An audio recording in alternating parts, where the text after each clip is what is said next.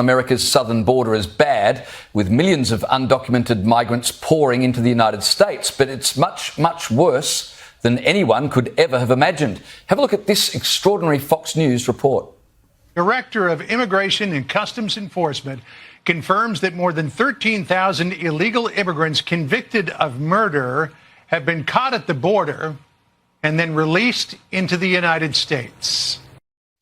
Joining us now is Based Politics co-founder, journalist and commentator Brad Polumbo. Brad, great to see you as always. Look, this is pretty bad. How did it get to this level? It's extraordinary.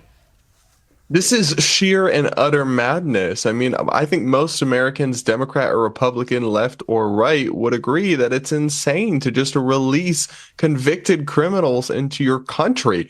It's not an indictment of all immigrants or all immigration to say that illegal immigrants with homicide convictions or sexual assault convictions shouldn't be allowed into our country. I mean, our immigration system is totally out of control. We need to completely reset it and reboot this computer because it's totally stopped working. Something is deeply broken where this is the status quo and we're expected to pretend that this is normal or acceptable. And then if you question it, you're somehow, racist, xenophobic, whatever. No, you can be pro-immigration, you can be pro-immigrant and still think that illegal immigrants with criminal convictions should never be allowed into our country, let alone released, despite knowing about their convictions. It's madness. And of course, Kamala Harris was put in charge of our root causes of our immigration problem. Don't forget that. What a wonderful job she's doing, guys. Well, speaking of Kamala Harris, Donald Trump has been slammed for calling her mentally impaired. But based on what she's allowed to go on at the US border, I'm not sure he's far wrong. Here he is speaking in Wisconsin today. Joe Biden became mentally impaired. Kamala was born that way. She was born that way. And if you think about it, only a mentally disabled person could have allowed this to happen to our country.